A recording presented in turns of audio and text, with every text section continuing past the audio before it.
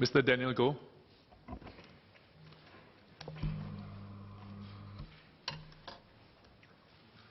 Mr. Deputy Speaker, sir, the Merdeka generation package appears to be the highlight of this budget.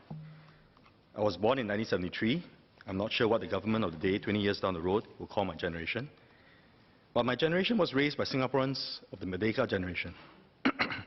My parents are from the pioneer generation and they both worked. Many of my childhood caregivers and teachers were Merdekas.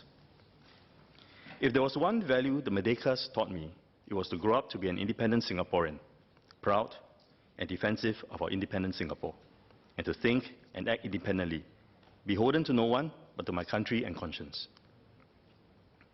This generation truly deserves to be named the Merdeka generation, not because they happened to be born in the 1950s, just as Singapore fought and got its independence, but because this generation was imbued with the spirit of independence and imparted the spirit of independence to future generations such as mine. Today, the Merdekas are aged 60 to 69 years old. This stretches across the landmarks of aging in Singapore, from applying for the senior citizen concession card for public transport at 60 to getting the CPF auto payout at 70 if they had not opted for earlier payouts. It is my sincere hope that the generation who embodied and imparted the spirit of independence will be able to age with independence. What I mean by aging with independence is the ability of our seniors to retire on their own with as little financial dependence as possible on their children, siblings, and other family members, and also on the government and welfare organizations. Except for incidents of serious illness and accidents, seniors aging with independence will be able to care for themselves or pay for the care that they require to lead purposeful golden years. I believe the best way to honor the Merdekas is for the Merdeka generation package and other government policies to facilitate their aging with independence. I shall discuss this now in 5 aspects in terms of our Merdeka's physical well-being, socio-economic well-being, financial well-being, psychological well-being, and a special concern for the well-being of women. 1. Primary care. The first aspect of aging with independence is physical well-being. The healthcare system secures our physical well-being, and our investment in preventive health services is paying off. In recent years, the government has been investing in long-term care to prepare for the aging society. In an aging society, primary care is the critical frontline service to keep our seniors in tip-top health. Preventive care is a subset of primary care. Primary care is essential for the early detection and good management of chronic diseases, which are the leading causes of disabilities and deaths worldwide. Our seniors are particularly vulnerable to chronic conditions. Our seniors also need immediate remedies to colds and other common ailments, lest these snowball into major illnesses. This recognition is built into the Pioneer Generation package in the form of subsidies for outpatient services. This recognition is continued into the Merdeka Generation package with the auto-enrollment of Merdekas into the CHAR scheme and further subsidies at polyclinics and public specialist outpatient clinics, as has benefited the pioneers. However, this has created a precedent. There is now an expectation that future generations will be auto-enrolled into CHARs and receive outpatient subsidies when they hit their 60s. Future governments will be hard-pressed into denying future generations of this benefit, not just because of the political cause, but also the sheer logic of the justification. If the pioneers had worked hard to make Singapore what it is today, if the Merdekas had worked hard so that Singapore stands tall and proud today, who is going to deny that subsequent generations also work hard to contribute to building a Singapore for future generations? Did not the generation born in the 1960s work hard in the 1980s and 1990s during the first major economic restructuring and reskilling of the workforce? Did not the generation born in the 1970s work hard in the 1990s and 2000s to bring Singapore through the Asian financial crisis, the tech bubble recession, and the SARS crisis? I do not think this is a bad precedent. In fact, it can and should be turned into something good. I therefore call on the government to commit to providing primary care subsidies for all subsequent generations of seniors, that everyone who turns 60 will be auto-enrolled in CHARs and receive additional outpatient subsidies. Again, the Merdeka generation is setting the foundation for subsequent generations. In the last few years, the government has socialized hospitalization and disability insurance, making it universal and compulsory. With MediShield Life and CareShield Life, we are now dedicated to supporting each other as we age, shoring up our interdependence to secure our aging with independence. Making it compulsory for all Singaporeans to help each other to pay for hospitalization and disability has helped the government save in healthcare expenditure. Singaporeans paying for each other has allowed the government to focus its investment on the healthcare system and long-term care. In return, the government should make it compulsory that it provides for primary care subsidies for all future generations of seniors, so that we can all age with independence like the pioneers and the Merdekas. I believe the government should do this, not because of the political pressure, but because with MediShield Life and CareShield Life in operation, making primary care affordable for all seniors will plug the remaining big gap to make public health care in Singapore truly universal and accessible to all. 2, working as long as one desires. The second aspect of aging with independence is socio-economic well-being. Singaporeans are renowned worldwide as a people who work hard and play hard. As a hard-working people, socio-economic well-being is a very important aspect of our overall well-being. Socio-economic well-being refers to the fulfillment one gets from being economically active. This fulfillment is both physical and mental. It is also social, as work brings people together to interact and collaborate to achieve specific objectives. Thus, many of our colleagues are also our friends. Human beings are creative animals. What makes us distinct in the animal kingdom is our desire to be creative, to work to create things that become part of our social identity. Work is therefore filled with meaning and purpose. It underpins our dignity as human beings. Life expectancy has increased so much to give us decades of extra time to age with meaning, purpose, and dignity. In a post-industrial economy, our workers are skilled knowledge-based workers who are continuously learning new skills. To allow our older workers to work as long as they desire, as long as they are able to, is to allow our workers to age with independence. This is because work provides for meaning, purpose, and dignity. Our older workers should be respected for their experience gathered in a lifetime, and not forcibly retired when they still have so much to contribute in meaningful ways. Our seniors should be allowed to continue to use their skills, develop in a lifetime, so that they can find their lives to be filled with purpose. Our seniors should also be treated with dignity, not subjected to an ageist mindset, or have their wages docked mechanically by formula just for crossing some threshold, making them old, when they can be just as productive. In this regard, I would like to call on the government to 1, remove the retirement age entirely, 2, move the redefined re-employment age to 70, when employers will place able workers on rolling re-employment contracts, and 3, restore the CPF contribution of older workers. This will allow our workers to strengthen their socio-economic well-being and age with independence. Doing this now that the Merdeka generation is reaching the current retirement and re-employment ages of 62 and 67 is very appropriate. From the perspective of the economy and society, it is also a waste of human capital for workers to retire prematurely, when their skills and experience are still invaluable. It is a win-win solution. Nevertheless, our workers should also be empowered to retire in their 60s if they want to retire. Retirement for many is not the end of work, but a pursuit of creative activities that could be unpaid work, for example, providing childcare for their grandchildren, or part-time work in fields that they couldn't pursue previously. To enable our workers to work if they can and want to work by removing the retirement age does not mean, I repeat, does not mean to get Singaporeans to work till they die. It is to reform the system so that Singaporeans do not have to worry about their finances and can retire in their 60s if they want to, but they can also continue to work if they want to. The ideal would be that from today, no Merdeka generation Singaporean, no Merdeka, will be compelled to retire or forced to work by necessity. 3, CPF as safety net. The third aspect of aging with independence is therefore financial well-being. Once we change our mindset about retirement and allow our workers to work as long as they can and want to work and to retire if they want, our approach towards CPF should also change. CPF has already been delinked from the retirement age and re-employment age. The question that remains is what role should CPF play in the new aging society we are facing? In our maturing society, and especially from the Merdeka generation onwards, our would-be seniors will increasingly not be dependent on one single source of income to meet their needs. This is a good thing, as it provides the financial basis for aging with independence. Some will have enough savings that can be used to purchase private annuities. Many will be owners of a housing asset that can be monetized. Others will want to continue to work, and they can continue to work to maintain a steady stream of income. In such a context, CPF becomes an avenue of supplementary income. But CPF is more than supplementary income. CPF is a store for workers' savings, and it's akin to a fixed deposit account. We have to be unequivocal in stating that the monies in the CPF member's account belong to the CPF member. No fudging around this principle just because there is an employer contribution component and there are occasional government top-ups. Our CPF savings are the fruits of our labor period.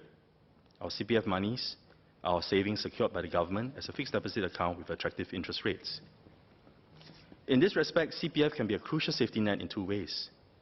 First, we need to recognize that there will be aging Singaporeans, whether now among the Merdekas or in subsequent generations, who will not have enough savings and who do not own housing assets.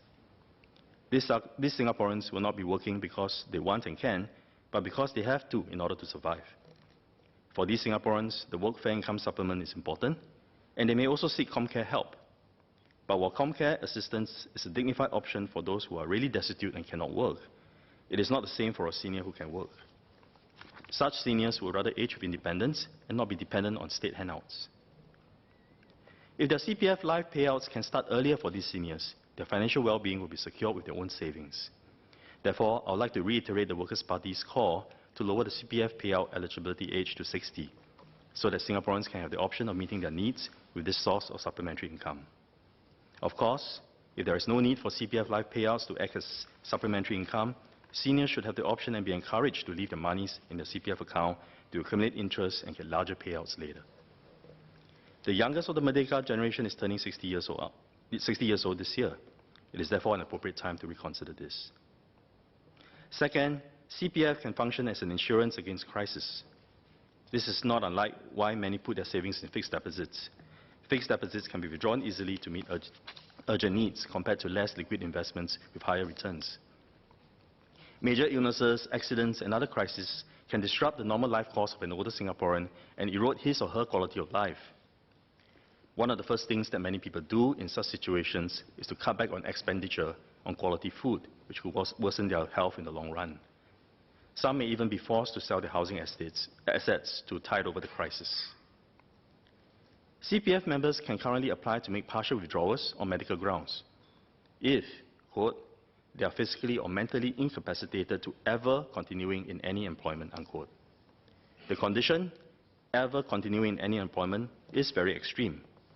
I'd like to call on the government to allow partial withdrawals of CPF if a member is so physically or mentally incapacitated to continue in employment for a significant period of time. Such withdrawals should be determined on a case-by-case basis, with the objective being for the withdrawal to help a member tide over the crisis with their own savings so that they can return to employment. 4. Deepening aging in place. The fourth aspect of aging with independence is psychological well-being. The current understanding is that aging in place is the best option for our seniors because the stability of their community environment will provide for their psychological well-being. Urban planning and public housing policies can also facilitate this by implementing renewal in aging estates so that our seniors are embedded in mixed environments that encourage interaction with younger families, especially if their own children's families are living close by. Neighborhood renewal and home improvement projects have also improved accessibility and safety to encourage active aging. These initiatives are positive for aging with independence. But all things being equal, it is a good policy to allow our seniors to live out their lives in the HDB flats and neighborhoods where they raise their children in and build their community networks on. Place is more than space. Place is a locality made meaningful by memories and relationships. Aging in place is aging with independence. The familiarity of the neighborhood and the neighbors, and the neighborhood eating places and shops provide for active seniors who know how to navigate their living spaces to support themselves. The Merdekas are among the first beneficiaries of our HDB policy to house the nation. The majority of the Merdeka generation will have started their families in HDB flats. Thus, the flats and estates they live in would very likely hold special meaning and memories for them. We should try to ensure that the Merdekas will not need to move from the flats and neighborhoods they had raised their families and built communities in, so that they can preserve their meaning and memories of home and age in place and with independence. The lease buyback scheme is a policy that allows Singaporeans to truly age in place and with independence. Many Merdekas will be reaching or have reached the eligibility age of 65 years old for the scheme. The Merdeka Generation Package is a good opportunity to promote the scheme to our seniors, as there are still too many seniors who are unaware of the benefits of the scheme. The government could build further incentives for Merdekas to take up the scheme into the package. This way, no Merdeka Generation Singaporean will be forced to downgrade to smaller flats or relocate to an alien neighborhood because of financial need. They don't have to sell their flats, just the end part of the lease back to HDB. 5. Merdeka women. The fifth aspect of aging with independence is the need for special consideration for Merdeka women. CPF statistics suggest that women in the Merdeka generation need extra help. In 2006, for CPF members aged 51 to 54, male members' ordinary account and special account balances comprise 63% of the total balances of all members, leaving female members with 37%. This is a substantial gender gap that also suggests Merdeka women earn less from paid work in their lifetime, and therefore have less savings beyond the CPF. While the gender gap is being closed with each generation, there is an urgent need to provide extra help for Merdeka women. We continue to call for gender-equal premiums for CareShield Life. However, since CareShield Life premiums are currently gender differentiated, I'd like to call for the participation incentive for female seniors to enroll in CareShield Life to be raised in proportion to the gender gap in CPF savings for their generation. The Medisave top-ups for Merdeka women should also be calibrated to plug the gender gap. I would also like to call for more generous provisions for Merdeka women who are still caregivers for their aged parents or siblings. Subsidies for long-term home and center-based care should be increased for them. Merdeka women should have a special place in our honouring of the Merdeka generation. The far majority of caregivers who have performed the work of childcare and elder care for decades have been women. This work has been essential for the functioning of our society, but this work has gone unpaid. We should honour these women for their sacrifices. It will be a perverse outcome that if with the additional participation incentive in the package, more Merdeka men than Merdeka women sign up for CareShield Life because of the gender gap. Merdeka women have given much of their lives caring for their families and others in society.